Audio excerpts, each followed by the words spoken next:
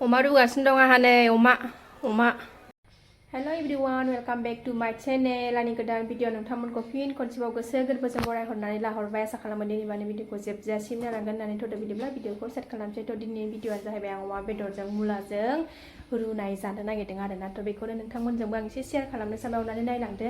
हिन्जावनि फिसा सोरांबाथाय ओंखाम ओंख्रि संनांगौ लाहार फाहार खालामसै संनायनि। थ' नायलांबाय था दिनै भिडिअखौबो जोबजासिम। आरो जायफ्रा चेनेलखौ गोदान अननानै चेनेलखौ साबस्क्राइब खालामाखैबा प्लिज चेनेलखौ अननानै साबस्क्राइब खालामनानै गालां।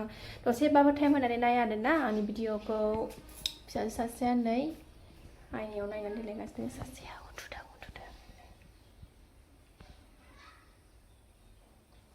उन्दुगासिनो दं। 9:30 जाबाय, बाजाराव थांना फैखांबाय आं दहायनो। बाजाराव थांनाय बेदर लायनायखौ आं भिडिअ खालायलायासै आरोना। बेदर लाना फैखांबाय आं, रुनानै लाखांबायबो। दा मुला खानोसै। फैदोंबा मुला खानोसै आंनिया उन्दुबाय थाथ'थोंसै। फिसाजो सासेया उन्दुदों, आं थाब संनानै लानोसै। खादा लानि र' मुला खानो नागिरदों आं। मुलाखौ फार्स्टआवनो खानानै लागोनसै।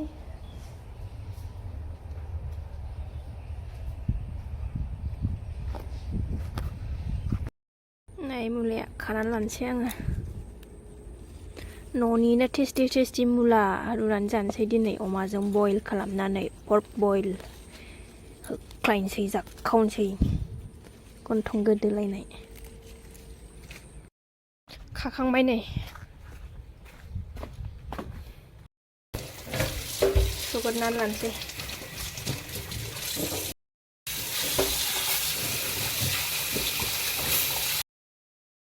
नै आंना अमा बेदरा आयै मासे गोथाव लायाबो नै मुला अमा नै देना लाखाजोब्बाय आं। सामब्राम गुफुरजों बानलु पियास। साराया बोरै दुंगा। मोदोम एसे लादेरबावबाय आं। फिसाजोआ मेजेमखौ बारा जानो नागिरा नालाय, ओंखायनो मोदोम दुंबाय साराया। आयै हनै मुला देन्था नामा बिलाय।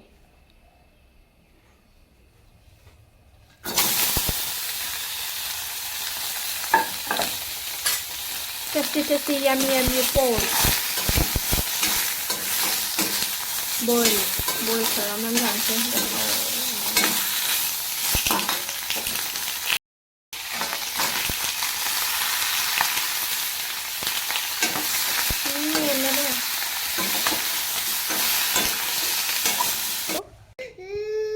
सो रहा था ये।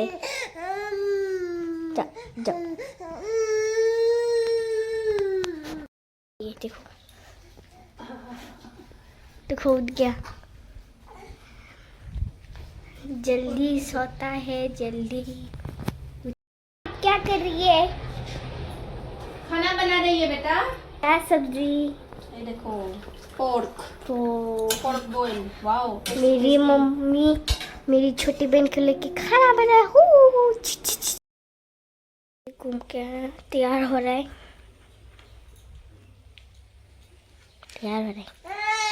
हाय गुस्सा देखो। हाय बोलो। आओ हाय बोलो। हाउ आर यू बोलो बेटा। हाउ आर यू बोलो।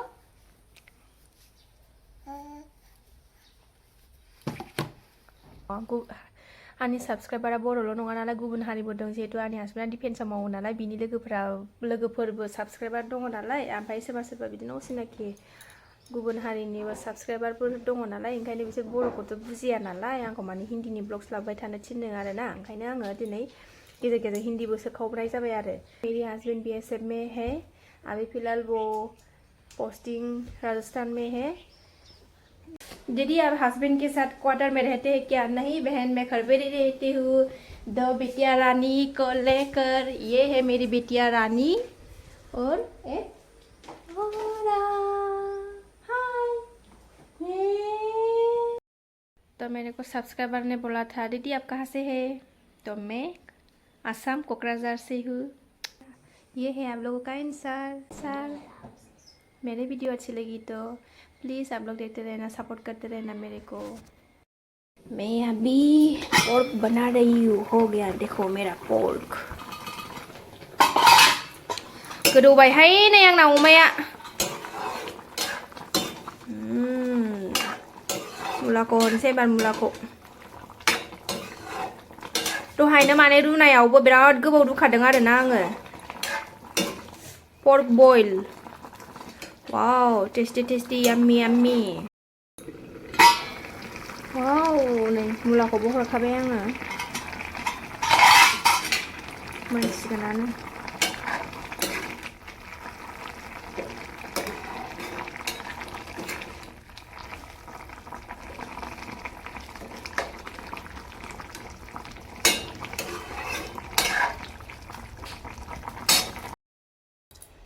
संबायबो मोनबायबो एबार जानोसै संबाय नालाय जानायखौल' देखायखानांगोन ना जानोसै बिदै लादों ओमफ्राय एसे थोरसिसे लाखाबाय जानोसै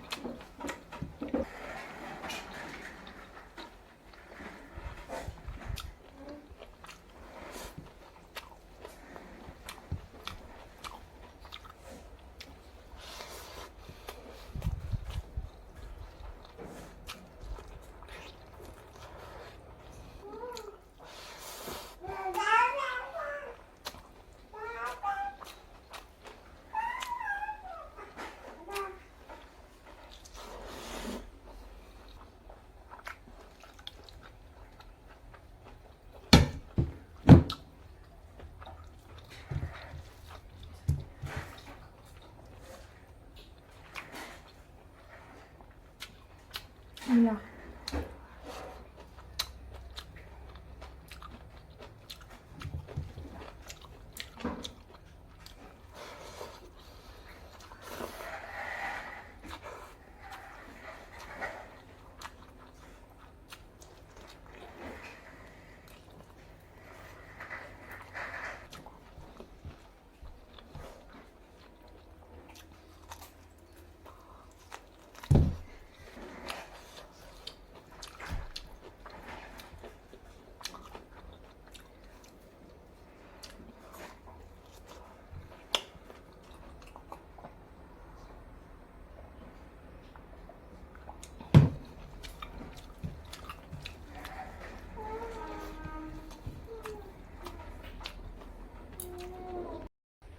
ओंखाम जाखांबाय ओंखाम जाखांनानैथ' मा जायो मिथिखागौ नङा होमबा नै गय लाबाय फाथै लाबाय न'नि बारिनि फाथै थेफाफानो आं गायनाय बारा गुवार गुवार जाया आरोना जानोसै